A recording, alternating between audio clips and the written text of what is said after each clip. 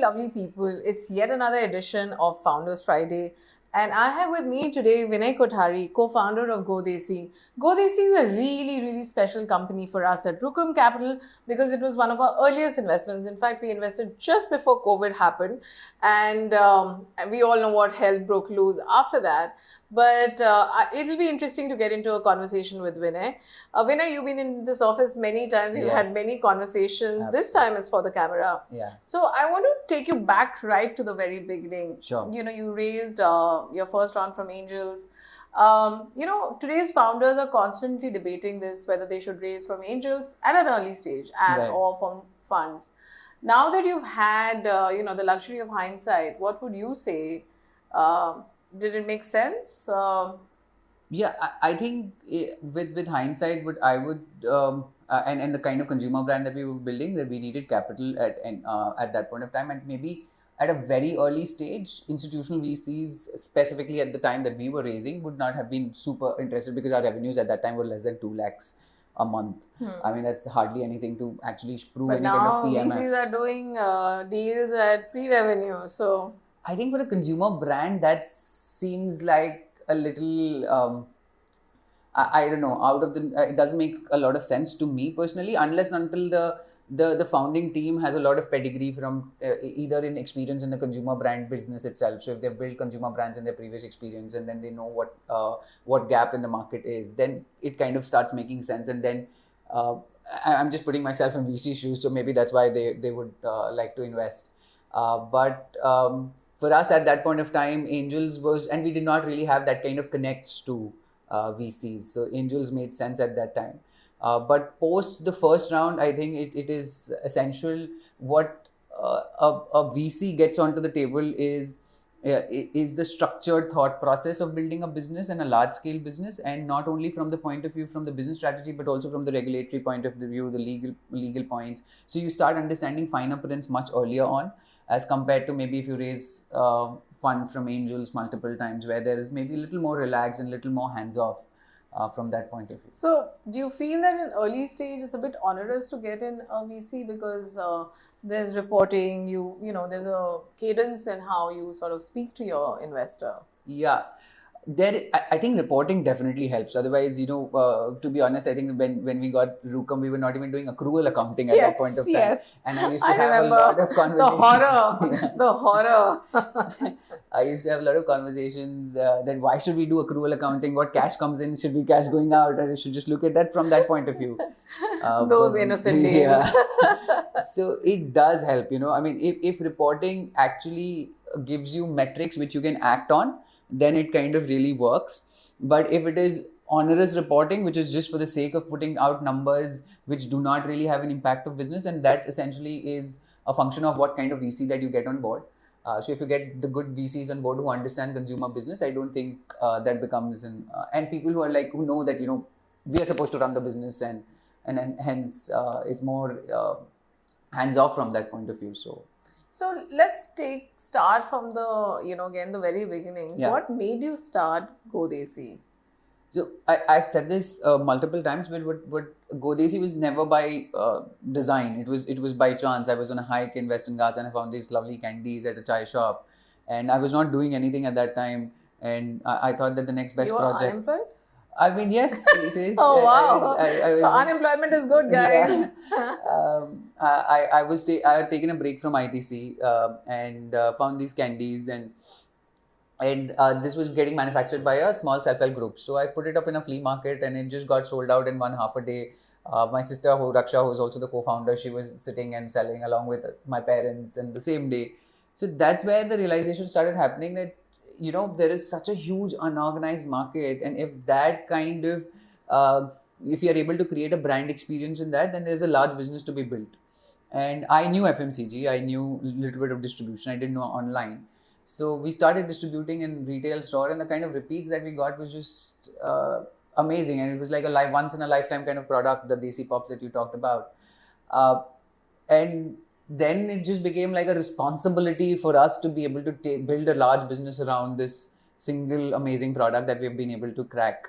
And now that's how it's essentially built from then onwards. So, after you sort of took the jump and decided to really build this business.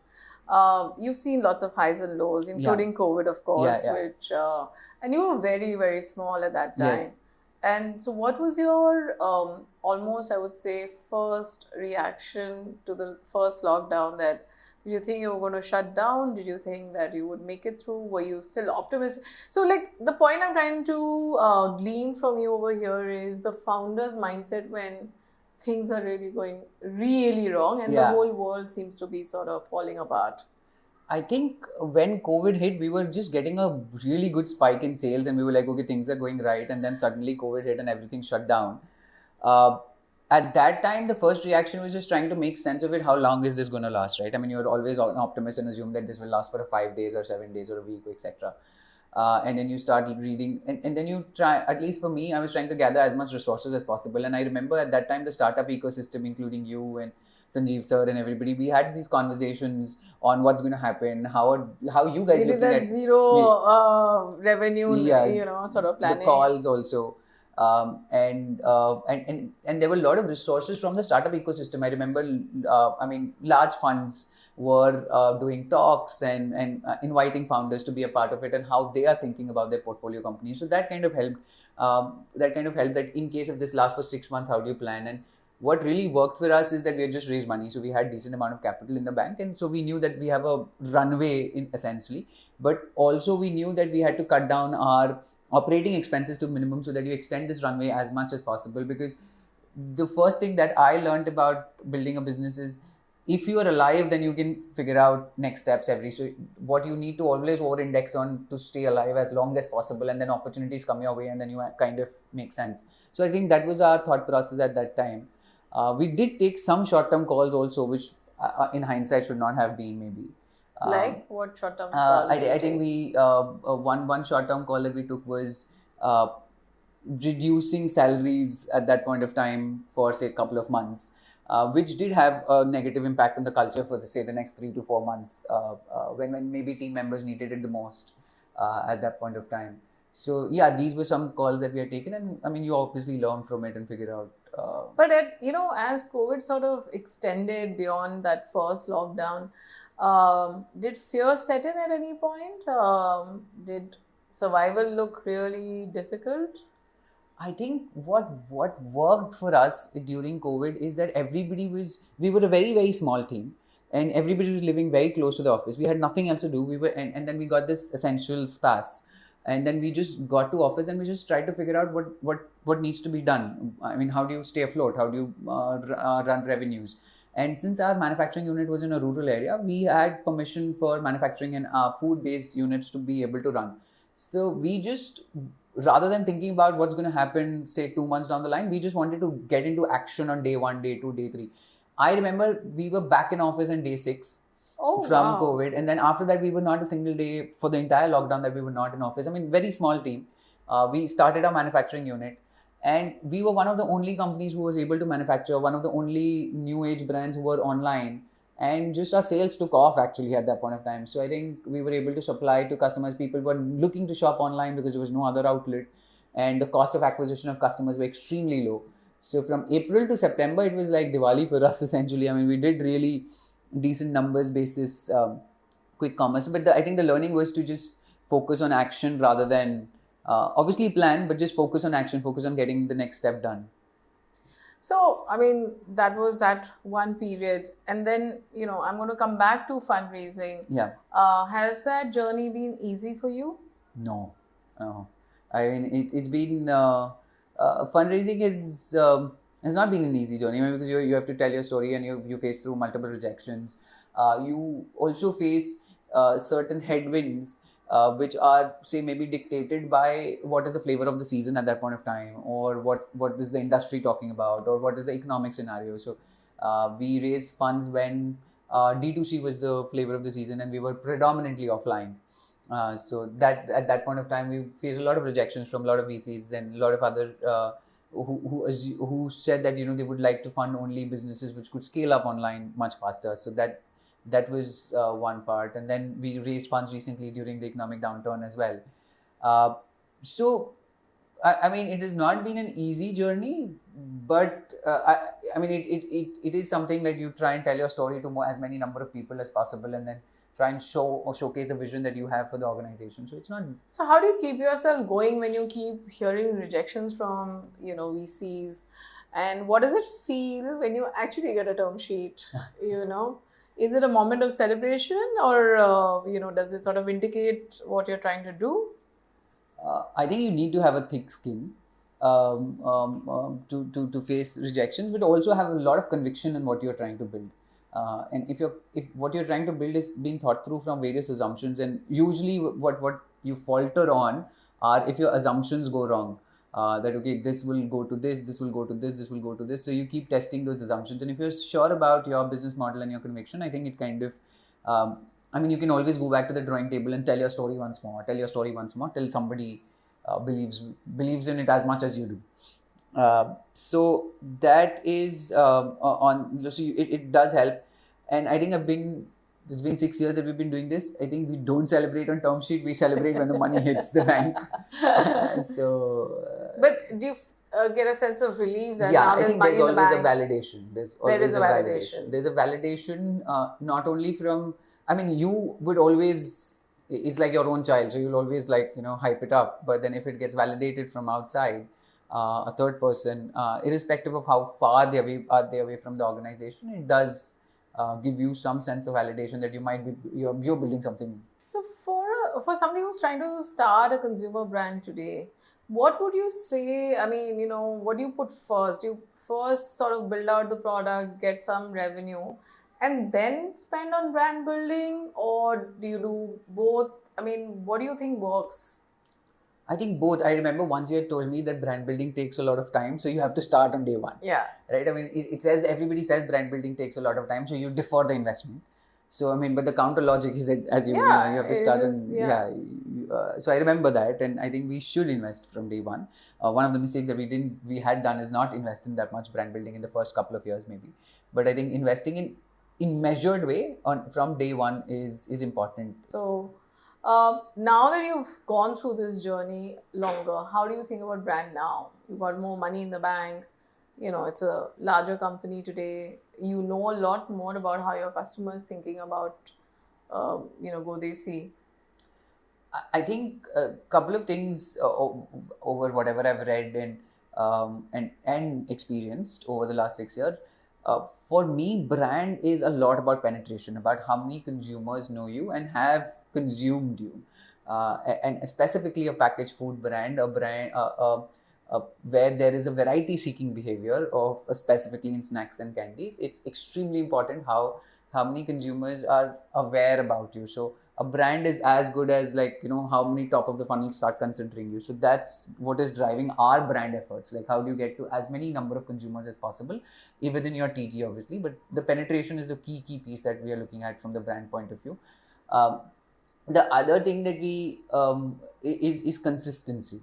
It's like a consistency at every single touch point. There are some things that your brand should own. Like, for example, for our stick and the twist that we have on the Desi Pops, that's become in some way a signal to the mind of consumers that okay, this is what the brand is, Desi Pop. So how do you essentially try and hammer that in every single communication over a period of time, and certain motifs that you try and hammer, so that tomorrow if you see a triangle with dots, that is perceptive of Go Desi. So I think those are things that consistency, penetration, these are things that how we are looking at brand building right now. Okay, so this is the point at which you can ask me questions, or you should ask me questions. Yeah. So go for it.